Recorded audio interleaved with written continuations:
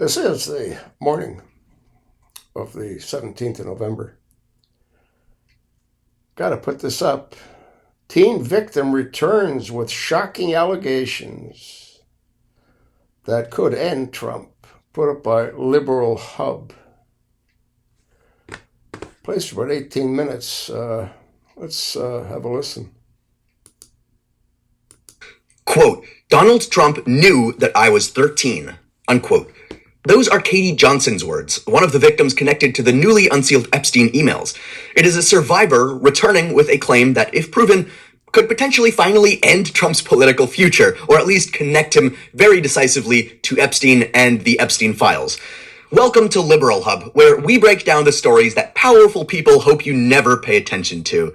Donald Trump knew that I was 13 because the first time that I was there, Tiffany actually suggested that, and she had a whole bunch of different wigs, and I expressed interest in them. You know, I always told her that I would love to walk around with blue hair, and so I tried some on, and there was a blonde wig that she said that looked great on me, so I wore that wig, and Donald Trump had specifically asked about me because I remind him of his daughter, and she said, well, she's 13 as well. So he knew the first time that he saw me, but he took a liking to me because I look like his daughter. The reason I'm coming out now is when it happened originally, I just wanted to forget about the whole incident. And when I saw that he was running for president, I felt it was my responsibility to come out and tell our country what kind of man this person. On today's news, Katie Johnson is not a child anymore. She is an adult woman who has been carrying something that most people could not survive. The trauma, the fear, the hatred towards, I'm sure, the person who inflicted that on her. But when she talks about what happened, she makes it clear that at the time, she was 13 and didn't know what was going on. She was 13 years old when she says Donald Trump chose her because she reminded him of his daughter.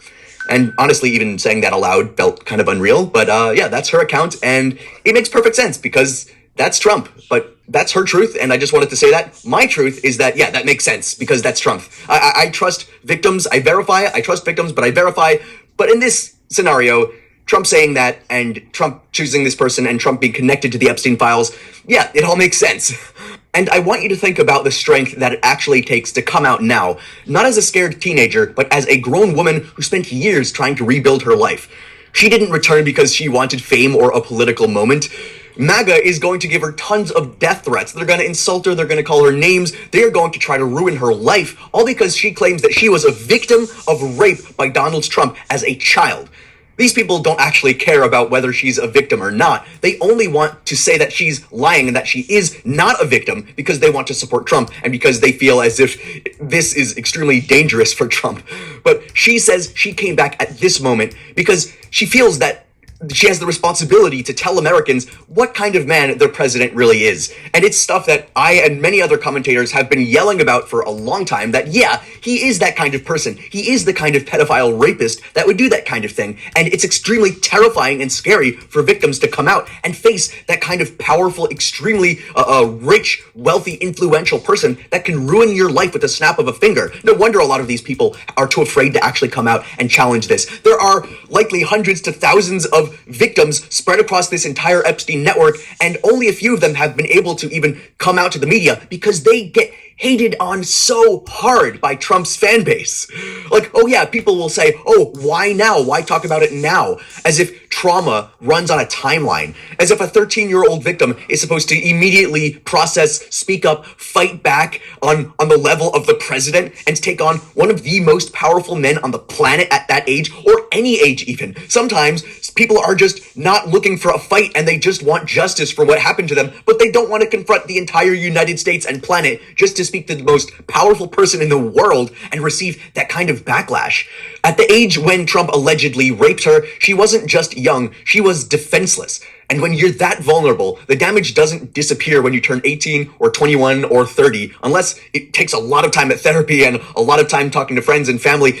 it's a big deal that, one, the most powerful man on the planet is attacking you, and two, that he allegedly raped you when you were 13 years old. This kind of trauma follows you into adulthood. It shapes who you become. And now that she's older, stronger, and finally willing to speak in such a chaotic political environment, while Trump tries to position himself as some kind of victim of political persecution, I would like to commend her for her bravery in stepping forward. So, Trump likes to play the victim. He says it's always a witch hunt. It's always someone attacking him. They're always wrong. They're always lying. Meanwhile, Trump is the largest liar we've ever seen in office, I think, ever. And meanwhile, a real victim, an actual survivor, someone who survived his trauma, says that he hurt her when she was barely a teenager. The president of the United States is an alleged child rapist, and we have to talk about this on TV and on YouTube just to get this idea out there, to confront that concept.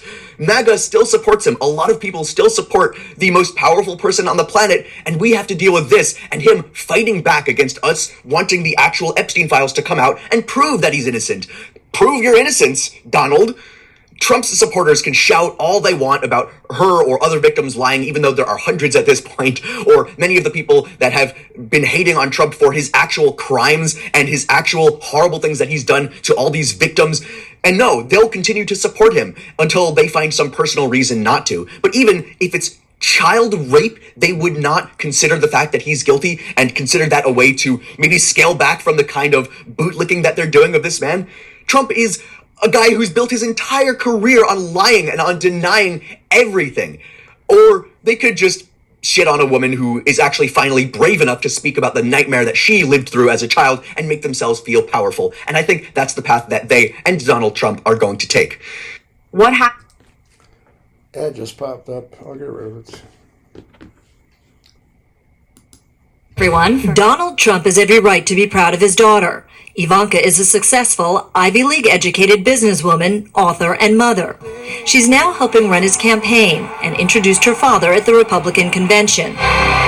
Yet at times, his fatherly praise is downright cringeworthy, like on The View in 2006. I said that if Ivanka weren't my daughter, perhaps I'd be dating her. You know? Oh, it's so weird. Stop. You know what? You are sick. Far from protecting his daughter from being talked about as a sex object, he has encouraged it multiple times. On Howard Stern's radio show in 2004 and then again in 2006. By the way, your daughter, she's beautiful. Can I say this? A piece of ass. Yeah. She looks more voluptuous than ever. She's actually always been very voluptuous.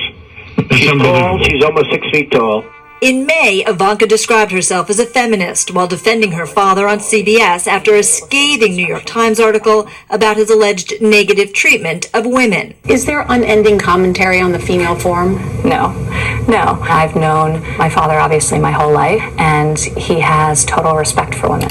When Katie Johnson says Donald Trump selected her at 13 because she reminded him of his daughter again, people need to understand that this claim doesn't appear out of nowhere, and it's not just out of the blue that this kind of claim makes sense and fits into the exact series of events and evidence that we have seen over this time. It's this long, visible, publicly documented pattern of how Trump has acted or even talked about women, especially Ivanka, his daughter, for decades. Remember when he said that he would date her if she weren't his daughter? I think he has that kind of powerful ego trip thing where he doesn't care about family members. He only cares about his image. He only cares about being powerful and seeming powerful. Trump has lied and has attacked victims and has hurt so many people because he only cares about himself. These aren't political attacks. These aren't random messages. These are Trump's own recorded words. Moment where he crossed boundaries that most fathers would not even joke about. And he said that about Ivanka. So imagine him saying that about any other young girl. And if it's hidden, and if the news doesn't hear about it, and if he becomes the president and threatens anyone who ever dares to talk about it, or if there are, for instance, Epstein files that could say that he's guilty or innocent of connecting with underage victims, perhaps he should talk about that and be transparent. But no, of course not. I'm just going to repeat again, which is this statement that everyone remembers. It's been on the news, it's been on YouTube forever now, and it's Trump smiling on national TV and just explicitly saying, if Ivanka weren't my daughter, perhaps I'd be dating her. That is the mindset of this guy. And you think he couldn't have victims? You think that all these victims are lying? Really? In this case, the audience laughed at him or with him. I can't really tell. But that moment was definitely disturbing. And it's correct of us to point that out. It's not normal to say that kind of thing. It's not like an awkward thing. It's not just weird. It's disturbing, and it shows what is in that man's mind. And instead of letting it fade, Trump has doubled down in interviews and talk show appearances. He kept actually saying the same exact thing over and over again, that Ivanka, his daughter, had a great body. She's so hot.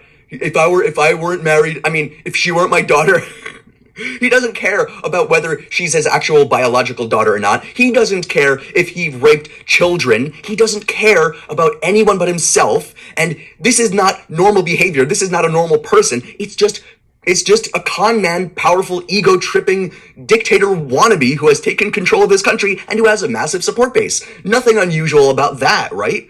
This is language that no one should be using, especially not normal fathers, but obviously Trump is not a normal father, and he used that language proudly on camera without hesitation. Imagine what he's doing when the cameras are not on, or at least when he doesn't know the cameras are there. On Howard Stern's show, Trump didn't just allow sexual comments about Ivanka, he directly participated and promoted it. So, in that same interview, Stern called Ivanka a piece of ass, and Trump didn't push back, he didn't correct him, he didn't show any discomfort. He agrees with that. He's the one who brought that up. He's just participating in that manly discussion, in the locker room talk, remember? Grab her by the pussy? He doesn't give a single shit. Trump agreed with that. He encouraged the conversation. He fueled it over time and time again. So, that is not exactly protective or normal father behavior. That is a man treating his daughter like a woman he feels entitled to comment on, or maybe even a child he feels entitled to comment on. So, then there was the Wendy Williams interview. That was another instance. Wendy asked Ivanka what she and her father have in common, and Ivanka gave, an innocent answer. Oh, it's real estate, golf. It could have been like money or nepotism or whatever else, but she said real estate or golf. Boring answer, whatever. Wendy joked that she was going to say sex, and instead of recoiling or shutting it down, Trump laughed. Again, no boundaries. Like, if someone said that about me and my potential future daughter, I'd be like, excuse me? Say what? Run that by me one more fucking time? But Trump just laughs. Just no boundaries, no shock, no discomfort. He's just participating, being along with that. Just another moment where Trump allowed a completely sexualized framing of his relationship with his own daughter and, went along with that. Rolling Stone asked about Ivanka, and instead of praising her intelligence or leadership, Trump went straight to her appearance. Yeah, she's really something. What a beauty. Then he added, if I weren't happily married, and, her father. So, okay, yeah, the implication was obvious. Trump basically said the quiet part as a punchline and thought it would earn him cheers. He's like, oh yeah, if I weren't married and she weren't my daughter, I would be totally doing. But, we know that's not true. The only thing we know I think is true is that if there weren't a social or political backlash to that, he wouldn't. So, I think he doesn't actually have the boundaries of any kind. Stop. That just popped up. Please welcome the lovely Ivanka Trump. Still, even Ivanka seemed confused when talk show host Wendy Williams asked about things the two have in common. What's the favorite thing you have in common with your father? Either real estate or golf. Donald, with your daughter? Well, I was going to say sex, but I can't relate that. Donald Trump has always been proud of his daughter. I'd call collect to his office. I was probably, 10 years old. He would pick up the phone every single time, and he'd put me on speakerphone. It wouldn't be a long conversation. He'd introduce me to whoever was in his office. And he was front row when Ivanka took to the catwalk during her short-lived career as a fashion model. Still, Donald Trump repeatedly points out how hot his daughter is, saying last year in a Rolling Stone article, yeah, she's really something, and what a beauty, that one. If I weren't happily married, and, her father. My daughter, Ivanka. Yeah. She's 6 feet tall. She's got the best body. Yeah, she's hot. Ivanka continues to defend her father and has said he is not sexist. Earlier, her Twitter account showed a little heart liking an article about her father's decade-old comments to Howard Stern. All of this context matters, and there's a ton of context of Trump victimizing people and being overly sexual towards his daughter and towards children. But Katie Johnson said that Trump picked her because she reminded him of his daughter, of Ivanka. And yeah, that statement sits next to decades of Trump sexualizing Ivanka publicly. It doesn't sound even exaggerated. It doesn't sound invented. That sounds legit. So That sounds consistent with the way that Trump himself has framed his own attraction to women close to him, especially his daughter, so I think he could probably expand a bit beyond that. Watch the rest of the clip, folks.